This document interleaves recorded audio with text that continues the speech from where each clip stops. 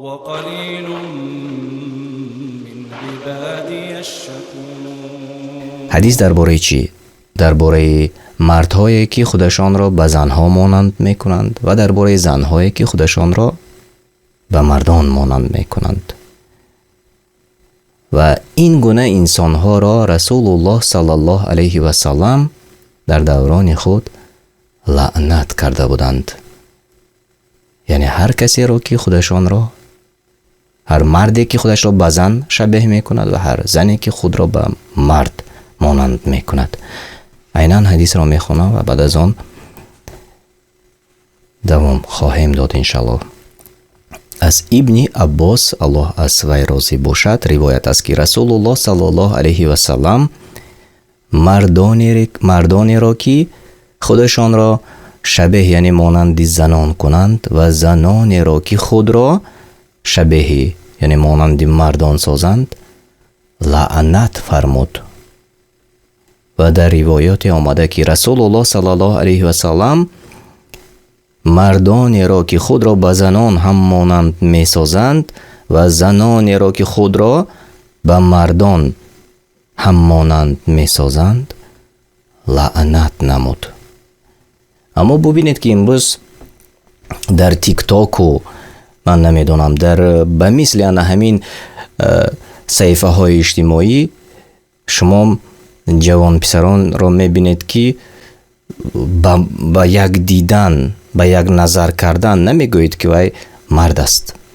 خودش را چنان آرا و تارا داده، مویهایش را مثل همون پشت اشتر بالا کرده است. آیا زن است یا مرد است؟ و اکثر را میبینید که میدانید که حتی برای ریش گذاشتن میترسند یا اینکه میشرمند یا اینکه شاید بعضیش همسرش دوست ندارد که در رویش ریش باشد. اما خودش نمودی ظاهریش از زیبایی مثل زن است و اگر باز ریشش را تراشد کی میشود؟ چی میشود؟ و ببینید که رسول الله صلی الله علیه و سلم در دوران خود این گونه انسان را لعنت کرده است. و غیر از این یک حدیث دیگر را برای شما من میخوانم. از ابو هریره الله از وی راضی باشد روایت شده است که رسول الله صلی الله علیه و سلم فرمود: دو نوع از اهل دوزخند که آنها را ندیده ام. رسول الله صلی الله علیه و سلم گفتند در دوران خود: گروهی که همراهانشان تازیانه های مانندی دم های گاو است، به وسیله آن مردم را میزنند. فلسطین را به خاطر بیارید و همون پلیس ها را به خاطر بیارید. همون تازیانه هایی که در دست دارند و مسلمان ها را میزنند آن را به یاد بیارید. و زنانی اند نیم برهنه که خود منحرف بوده، خودشان گمراه بوده و دیگران را نیز منحرف می سازند.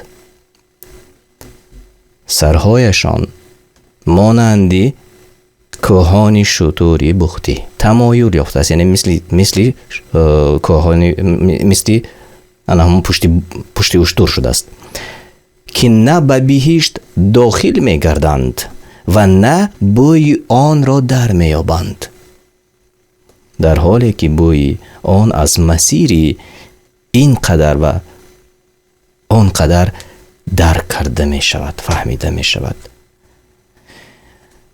و همین حدیث را علما می گویند که این یک معجزات پیامبر صلی الله علیه و سلم است که 14 عصر پیشتر گفته گذشتند و امروز ببینید زنهای نیم برهنه را ما و شما میبینیم، هر روز میبینیم.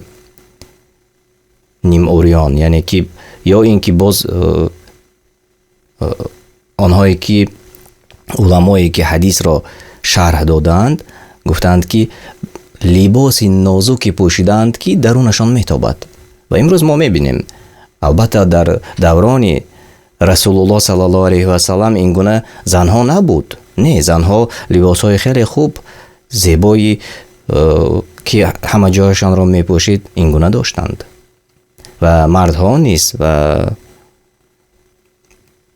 мисли имрӯза албатта ки набуд. ва бубинед ки уламо гуфтанд ки ана ҳамин ҳадис ин як муъҷизоти пайғамбар саллаллоҳу алайҳи васалам буд. ва боз дар аввалаш худатон шунидед гуфта шудааст ки ду нав аз аҳли дӯзаханд ки онҳоро надидаам.